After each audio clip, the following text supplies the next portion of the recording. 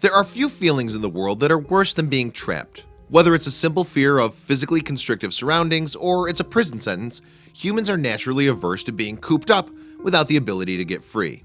There are many ways a person can experience this sensation. For example, somebody who's in the midst of an abusive relationship or stuck in a dead-end job can often feel trapped. Imagine then the horror of being trapped inside your own body.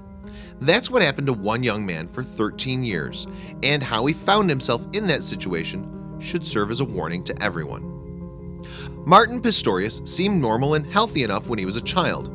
It was the early 1980s, and just like other kids, he loved tinkering with electronics and watching cartoons. Unfortunately, he had no idea how quickly things would turn before he even entered his teenage years. One day, Martin complained that he had a sore throat. It started like any other ordinary sore throat, but it progressed each day until it started to become clear that he may never feel healthy again. A doctor diagnosed Martin with cryptococcal meningitis, which is a rare form of tuberculosis that affected the brain and deprived Martin of his motor skills. Eventually, he lost his ability to speak and even to make eye contact. Joan and Rodney Pistorius, Martin's parents, had no choice but to accept their son's fate. Not only would he become what some might call a vegetable, but he would likely die at an early age. They had no idea how to handle this news. One could only imagine how difficult it must have been, not only for Martin, who was trapped in his own body, but for his parents to watch their son suffer, and devoting themselves to his constant care was excruciating. Rodney had to wake up every 2 hours each night to turn Martin over so he wouldn't get bed sores. After a few years, Martin's parents became exhausted, so they arranged for their son to be taken in during the day by a care center. Starting at 5 a.m., he'd visit the center. After that, he'd be bathed, fed, and put to bed by Joan and Rodney at home. It was difficult enough for Rodney, but Joan was particularly frustrated by the experience of having to take care of her ailing son. It clearly took a physical toll on them, and she and her husband were trapped in their own frustration at not being able to help their child. One day, she even snapped at Martin and said, "I hope you die," thinking he had lost his hearing ability. He hadn't. By the time Martin was 16 years old, he started to become somewhat more conscious of his surroundings and the people around him. Even if he still couldn't speak, he heard everything that was going on around him, and what his mother said was understood loud and clear.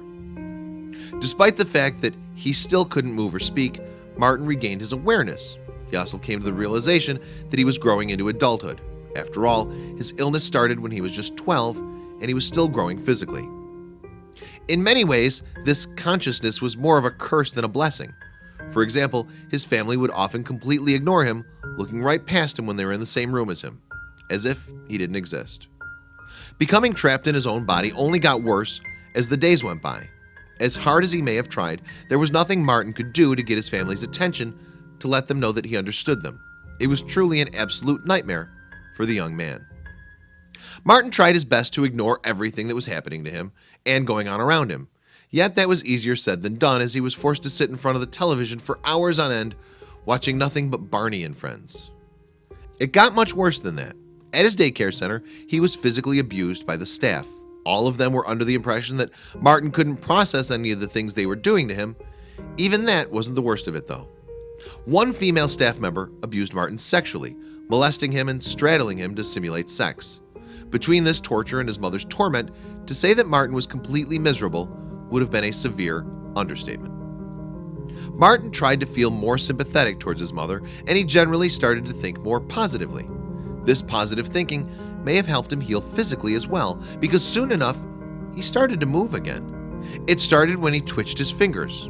Later, he was able to respond to what people said to him. By the time Martin turned 25, he was on track to becoming normal again. He still had to stay in a wheelchair, but otherwise, he was totally conscious and he could move about quite a bit, although he still suffered limitations. Amazingly, in 2009, the same year that Martin started to show significant signs of recovery, he got married to a wonderful woman named Joanne. They now live in Harlow, Montana, but despite this progress, Martin still has a lot of work to do to overcome his disability. For example, Martin now uses a voice synthesizer to speak out loud. He also had to relearn many things that were lost in his years of illness, such as basic mathematics and the alphabet, all without full mobility.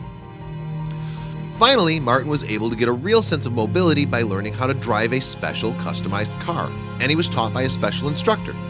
Soon enough, he was able to pass his driving test with flying colors.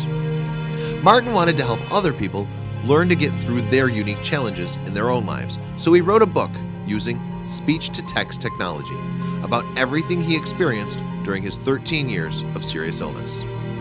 After working hard on every part of the book, Martin's autobiography, entitled Ghost Boy, was finally published in 2011 to excellent reviews and commercial success. It went on to become an international bestseller.